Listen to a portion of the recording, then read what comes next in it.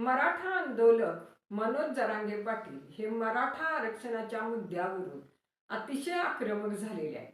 त्यांनी गृहमंत्री देवेंद्र फडणवीस यांचा एकेरी उल्लेख करत आरोपांची मालिका सुरू केली. मराठ्यानं एकजूट फुटू देऊ नका, मला त्यांच्या दारात जाऊ द्या, असं आवाहन जरांगे पाटील यावेळी करत आहेत. फडणवीस, मी सागर बंगल्यावर येतो, मला गोळ्या घाला, माझा बळी घ्या, अशी आक्रमक भूमिका मनोज जरांगे पाटील यांनी मांडली. जरांगे पाटील सागर बंगल्यावर जाण्यावर ठाम आहे. मुंबईत जाण्यासाठी निघाले असता त्यांनी पत्रकारांशी संवाद साधला, त्यावेळी ते बोलत होते. जरांगे पाटील म्हणाले की माझ्यावर सलाईनमधून विषप्रयोग करण्याचा देवेंद्र फडणवीस यांचा डाव होता. माझा बळी घ्यायचा असेल तर सागर बंगल्यावर घ्या, असं खुलं आव्हान जरांगे यांनी देवेंद्र फडणवीसांना दिले. हे षडयंत्र फडणवीसांचं असून शिंदे आणि अजित पवारांचे लोकही यामध्ये सामील असल्याचा आरोप जरांगे पाटील यांनी केला आहे. शिवाय देवेंद्र फडणवीस यांचा हा बामणी कावा आहे, असंही जरांगे म्हणाले आहे. पुढे बोलताना जरांगे म्हणाले, मुंबईला जायला आग्रही नाही, माध्यमांनी देवेंद्र फडणवीसांना घाबरू नये, जनता तुमच्यासोबत आहे. आम्ही न्यायालयाचा सन्मान केला, सलाईन घेतलं, शांततेत रास्ता रोको केला, तरीही ह्यानं आमच्यावर गुन्हे दाखल केले. इतकं भयान षडयंत्र यानं रचलं आहे. सरकार आणायचं असलं तर ह्यो काटा आहे आणि याचा काटा काढला पाहिजे. औषधातून काटा काढा किंवा याला गोळ्या घाला, एन्काउंटर करा. त्याचे लोक गुप्त बैठका घेत आहेत. मला मुख्यमंत्री राहायचं असेल तर हा काटा काढावा लागेल, असे आरोप मनोज जरांगे पाटील यांनी रविवारी देवेंद्र फडणवीस यांच्यावर केलेले आहेत. मुख्यमंत्री सगेसोरेचा अध्यादेश लागू करायला तयार आहेत, मात्र फडणवीस त्यात अडकाटी आणत असल्याचा आरोप त्यांनी केला. आणि इतकंच नव्हे तर देवेंद्र फडणवीस यांचा एकेरी उल्लेख करीत त्यांनी आपल्याला मारण्याचा कट रचला आहे, असा गौप्यस्फोट जरांगे पाटील यांनी केला. जरांगे यांचा फडणवीस यांच्यावर इतका रोष का आहे, असा प्रश्न या निमित्तानं विचारला जात आहे.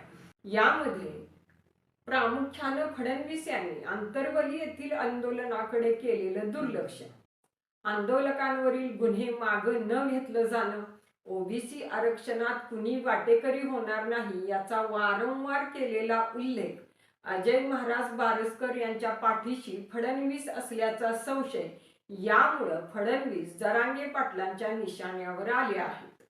1 सप्टेंबर 2023 रोजी आंतरवली सराटी येथे मराठा आंदोलकांवर लाठीमार झाल्यानंतर राज्यभरातील दिग्गज नेत्यांनी आंतरवली सराटी येथे जाऊन पाटलांची व आंदोलकांची भेट घेतली. यात शरद पवार, उद्धव ठाकरे, राज ठाकरे, उदयनराजे भोसले, प्रकाश आंबेडकर यांच्यासह सत्ताधारी व विरोधी पक्षातील नेत्यांचा समावेश होता. जरांगेंचे 17 दिवसांचे उपोषण सोडवण्यासाठी खुद्द मुख्यमंत्री एकनाथ शिंदे अनेक मंत्री घेऊन आंतरवलीला आले, परंतु फडणवीस आंतरवलीला आले नाहीत. मात्र जेव्हा हे आंदोलन धगधगत होतं त्याचवेळी 16 नोव्हेंबर 2023 रोजी नागपूर येथे सुरू असलेल्या ओबीसी बांधवांच्या व्यासपीठावर ते गेले. ओबीसींच्या आरक्षणात वाटेकरी होऊ देणार नाही, असा शब्द त्यांनी तेथील उपोषणकर्त्यांना दिला. शिवाय 14 सप्टेंबर रोजी मुख्यमंत्री शिंदे आंतरवली येथे आले तेव्हा 40 दिवसात सरसकट आरक्षण आणि 2 दिवसात आंदोलकांवरील गुन्हे मागे घेऊ, असा शब्द त्यांनी दिला होता. परंतु आंदोलकांवरील गुन्हे मागे घेण्यात आलेले नाहीत. गृहमंत्रालय फडणवीस यांच्या अखत्यारीत आहे. शिवाय सरसकट गुन्हे मागे घेतले जाणार नाहीत, अशी स्पष्ट भूमिका त्यांनी घेतली होती. त्यामुळेही मनोज जरांगे पाटील यांचा फडणवीस यांच्यावर रोष आहे. तसेच जरांगे यांच्या उपोषणादरम्यान न्यायालयाचा हस्तक्षेप त्यांच्या जिव्हारी लागलेला आहे. जरांगेंनी उपचार घ्यावेत असे आदेश 15 फेब्रुवारी रोजी न्यायालयाने दिले. 24 फेब्रुवारी रोजी गावोगावी रस्ता रोको करण्याचं आंदोलन जरांगे पाटलांनी पुकारलं तेव्हा न्यायालयानं कायदा आणि सुव्यवस्थेचं काय, असा सवाल उपस्थित केला होता. 10 दिवसात न्यायालयाने 2 वेळा जरांगे पाटलांच्या आंदोलनासंदर्भात हस्तक्षेप केला.